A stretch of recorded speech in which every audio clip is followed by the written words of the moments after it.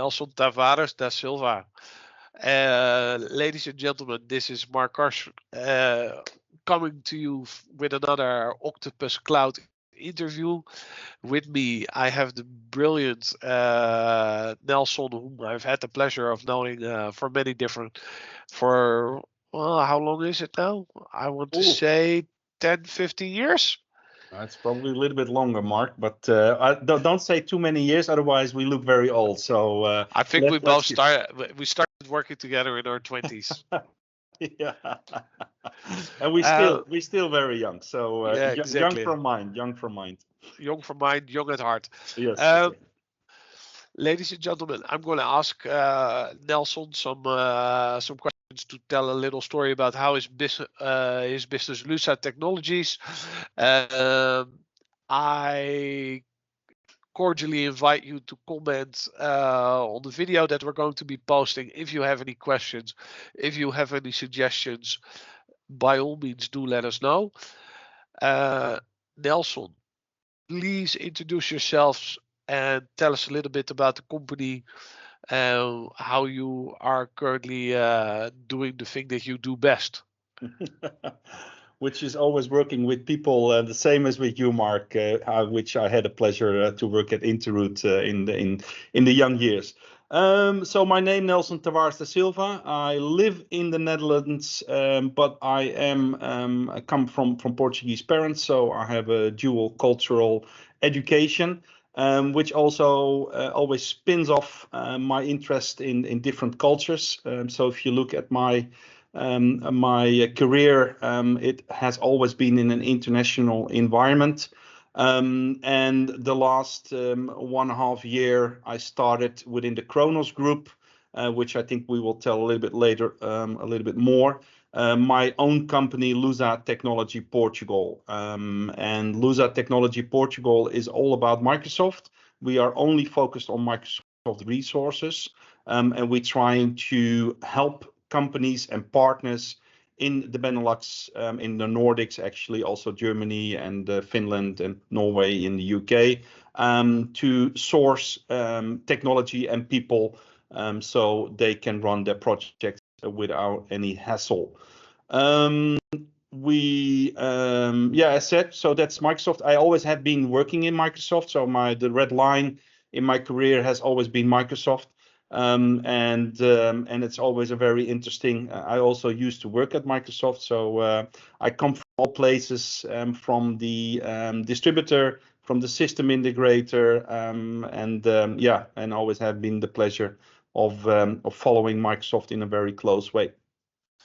Nelson, how did Luza get started? What was the general business idea?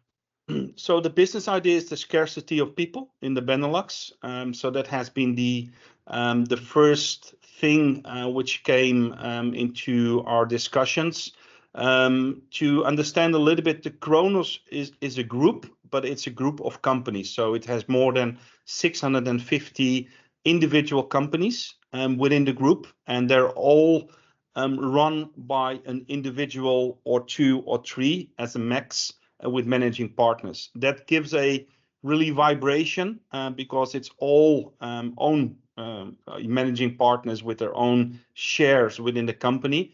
And the discussion started with two companies, which is Blue and Incubus. I'm not going to too much details, but those are clusters within the group around Microsoft.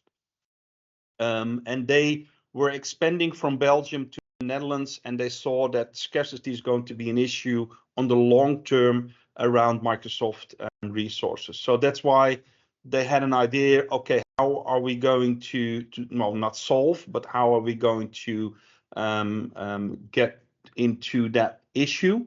And that's where I came in, Microsoft Portugal, as one of the potential countries. I did a presentation for all the three clusters.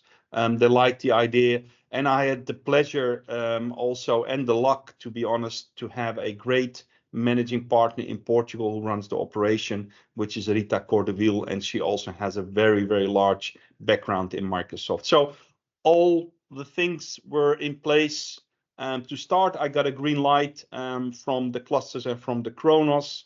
and we started in the 1st of November 2022 with the starting of Luza Technology Portugal. So you are obviously not new to the nearshoring conversation. Take us through some of the typical conversations that you run into on a day-to-day basis.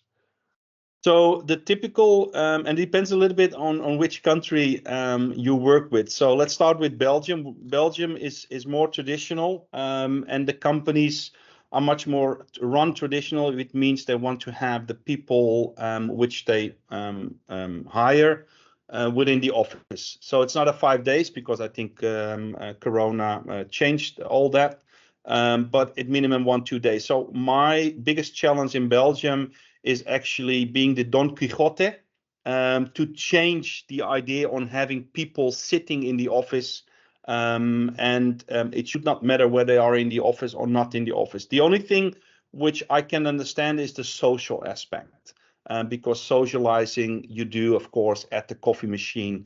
And that's something which you can't do if you are remote.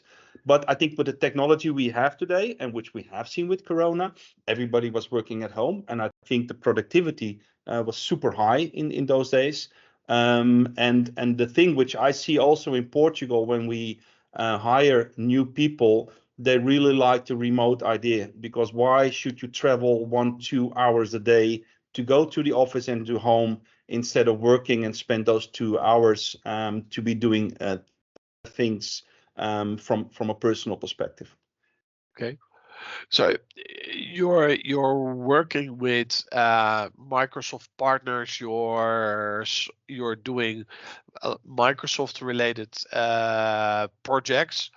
That means you're also obliged to work within Microsoft in standards set by Microsoft partners and the Microsoft Partner Network. Yeah. So we're looking at training, certificates, delivery standards. How do you guys keep tabs and maintain that Microsoft USP in order to make yourselves valid in the market? Can I phrase it like this? Yeah, Yeah. I think it's valid. Well, it depends on how the partner values a certification. So first of all, of course, it's about technology and experience. I think that is of course the first, and then having technology and experience, and then have that backed up by a certification. At Luza, we really value the certification. I think Microsoft changed the certifications dramatically, which is very positive, because I think it pushes the people also to certify on a yearly basis today. And we at Luza, we really value that, and we also push our people to certify, because the certification, well, you can argue about certification, whether it's a paper thing or a tick in the box.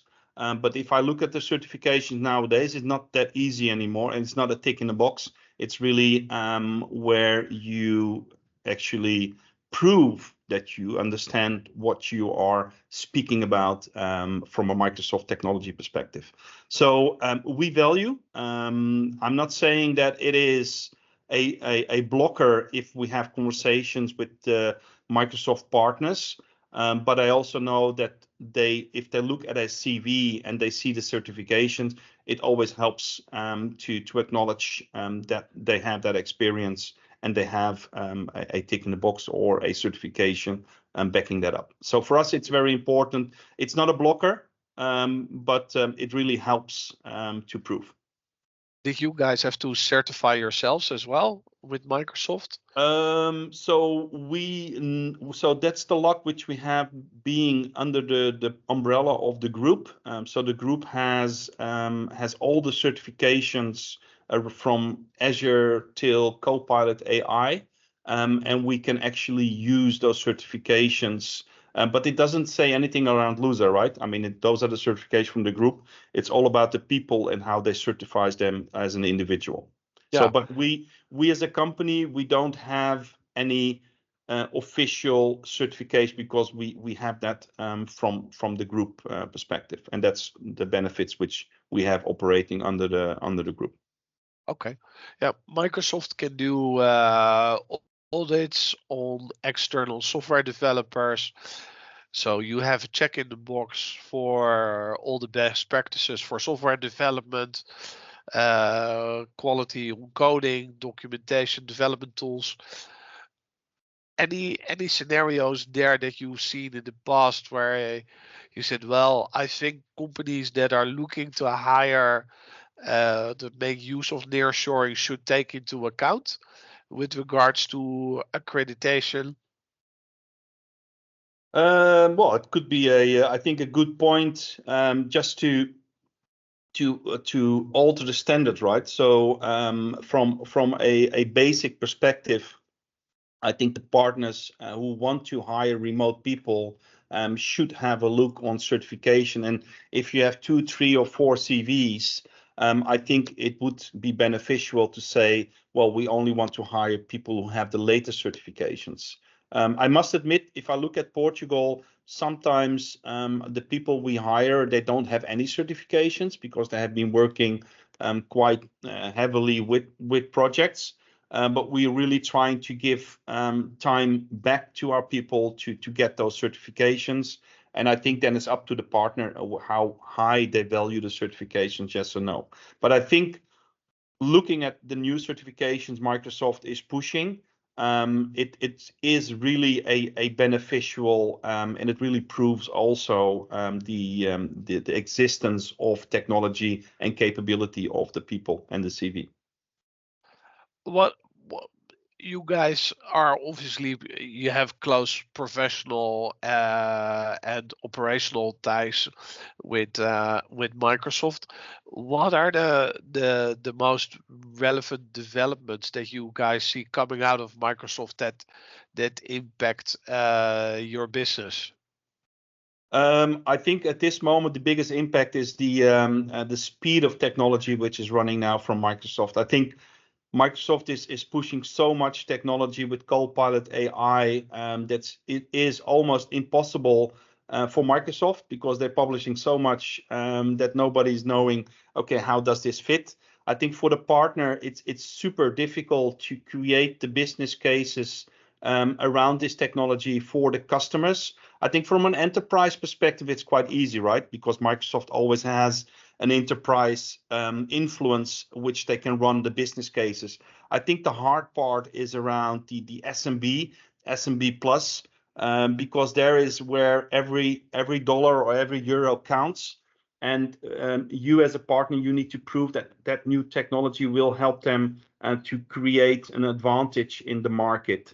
So I think that is the biggest challenge now, is to see on the amount of technology which is coming from Microsoft towards the partner, and how does that reflect to the market. Because my learning has always been Microsoft comes with great technology, so no doubt about it. But sometimes it's very early phase for a lot of end customers, and I think the partner sits in the middle on how to digest all the information from Microsoft and how to get it in not a technical way to an SMB, because the SMB is not technical, and normally they only have maybe 1, 2, 3, or maybe 5 IT people if they're larger. But just to see, okay, guys, you're running on a day-to-day business. How can we leverage that to do more with less? I think that's the essence, and how can technology help? But it's a very hard discussion, Mark. I think from what I see now coming from Microsoft, because we're still digesting, and then we need to speak with customers. Microsoft is pushing this. There needs to be a balance, and the balance is always a very difficult one, because you need to invest as a partner, and you cannot invest in anything. So you need to make very clear choices. But at the end, it is the customer who says yes or no, right? I love it. I I get it. So am I correct to understand that analyzing what you're saying, you guys want to also differentiate yourselves? You guys also want to differentiate yourselves as a nearshoring partner in the sense that you're also taking on a bit of a coaching role and a adaptation and implementation role? Yeah, so I don't like the word nearshore because it has a negative thing. So I like to call it remote IT consultant. So, but yeah, I think because first of all, we're trying to be very specific, because if you look at most of the partners, or sorry, the other competitors, let's call them competitors, or out there, Friends and relatives. yeah, well, they do everything right.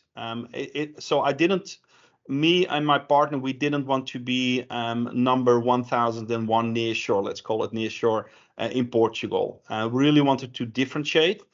So the idea on only having one technology, because Microsoft is already so big, right? And we have Modern Workplace, we have Azure, and then all kinds of flavors. Then we have the whole Power platform, which has huge amount of the BI stuff, on the data stuff. We have Fabric now coming.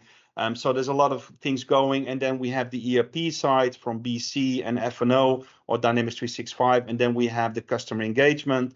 And there's more and more and more and more. So how can we, as a small Microsoft entity, be relevant in all those spaces? So if you then say, let's take Amazon, let's take this, let's take that, that is very difficult. So we said, listen, to be relevant in the market, we also want to have medias and seniors who can be buddy from each other. So it also gives our partners a kind of insurance that the people they get, they are not alone.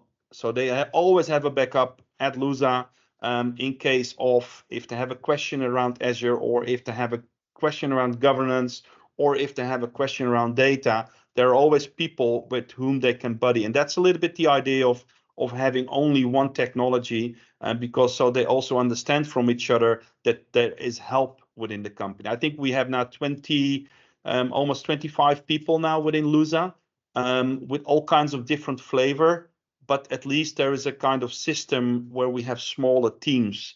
Because There's continuity. So, well, the continuity also, of course, but also where they can help and find each other, in cases of they have new technology where they're not really really comfortable. And to be honest, the partner also wants to have people who have a good understanding of that. They don't want to train juniors. So that's our job to do that. At this moment, we don't have any juniors, but that's a moonshot for later on, to move on as Luza, with those capabilities, not only to grab from the market, but also to enrich the market with new people and trained people. You referenced earlier the creating value for money for the SMB segment. A lot of our listeners, people watching, are CTOs, chief security officers, and CFOs of managed service providers and system integrators. It's obviously a market that you and I are very familiar with on account of our background with the big telco.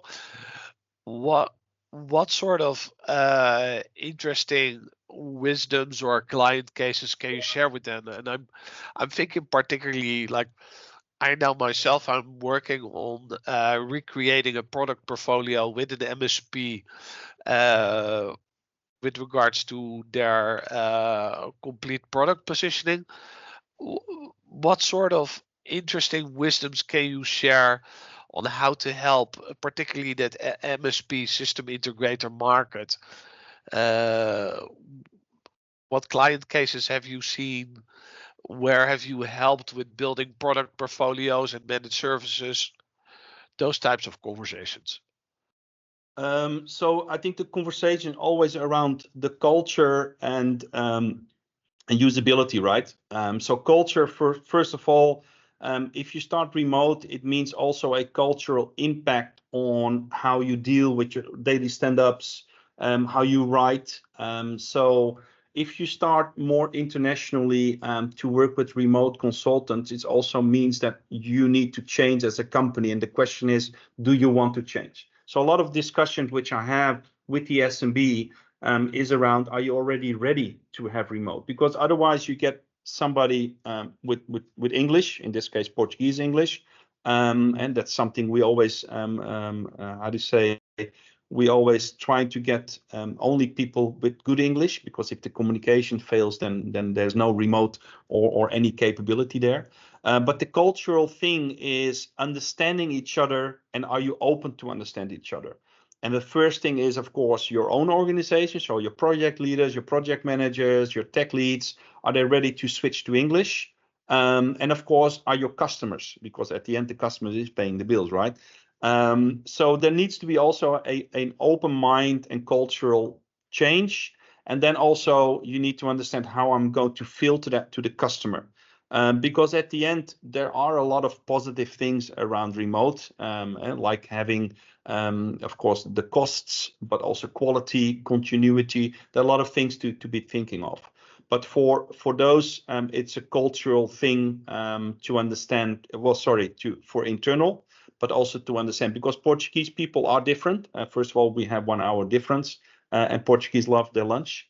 So there's always 1 hour lunch, which they normally are available, or at least you can communicate, but they're not available to do something. That 1 hour is really a religious thing, which I always need to explain to our partners, that they need to think about. But for the rest, so if you have that understanding, and that's also my role, right? So to explain, it's not switch on and switch off. You really need to understand each other and needs to build. One of the things which we do at Luza, when we have a contractual with a partner, is we always send our consultants to the partner just to see the team, to see the building, to see the end customer. So they also get a little bit of feeling on what they're actually doing and what the technology will help that customer and partner to achieve more, as Microsoft always says. Thank you. Clear. Talking about remote IT teams, how do you envision growth in the future? How do you envision the market to develop? Well, it depends a little bit on the economical side, of course. As we all know, we are in very difficult times, with all the things happening in the world, and they're also uncertain times. So I think, depending on how that goes, we will see growth, or we will see a decline. I don't know.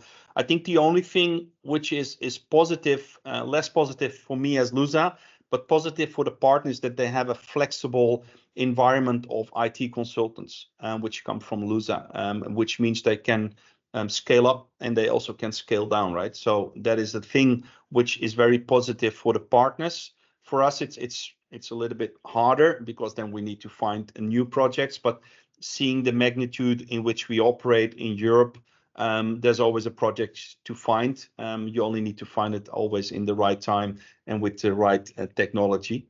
But I think, how will growth? I really don't know. I mean, the only thing which I can see is we have still a huge scarcity. And the thing is that technology is still becoming a bigger thing, much more important, but also very vulnerable. I mean, we have a lot of discussion around AI, but we also have a lot of discussions around cybersecurity. I mean, Microsoft, I think, announced 3 or 4 days ago that they have been hacked by the Russians. So that's going to be a huge growth market, very specific. So it depends on where we will invest, from technology, but also how the scarcity and how the economy. So there are a lot of factors which will influence that. But for this moment, I still see huge demand, just questions around people and the scarcity. I mean, the EU numbers are still huge, right? It's around 280 or 260,000 of people within the EU, which we still are looking for IT people. Thank you, Nelson. Always a pleasure speaking with you. Nelson, looking forward and coming to a close of this conversation, I also always have one final question that I didn't put in the script. Oh. I do it deliberately. Where are we going to be seeing you this year? At which events? Where can people run into you? Where can we shake hands? Where can we meet? So I think this year will probably be Directions, which I think is in France. So Directions is the Business Central event for partners, run by partners. Definitely in Portugal, because I live in Portugal and I live in the Netherlands, so I'm very blessed having two houses where I can stay also in two different cultures. So it will definitely be in Lisbon on some Azure events. The summit, of course, in Portugal, which is in November, which is a huge summit with all kinds of technology where Microsoft is always present there. So I think those are probably 3, 4 where people can see me and they can shake hands. And of course, if the Netherlands or Belgium has some events, I will definitely also be there. But it needs to be Microsoft related, Mark. So that's the core, right? Microsoft all the way. That's why we're here. Yeah, Um, exactly. Thank you very much for the interview, and hope we will see each other again this summer. Sure thing, Mark. Thanks very much for having me on this interview. Really a big pleasure, and hopefully it will help giving some insights to a lot of people seeing this. Cool. Thank you very much. Readers, listeners, viewers, feel free to comment if you have any questions. If you want to be interviewed yourself, please reach out. Can't wait. Have a great day.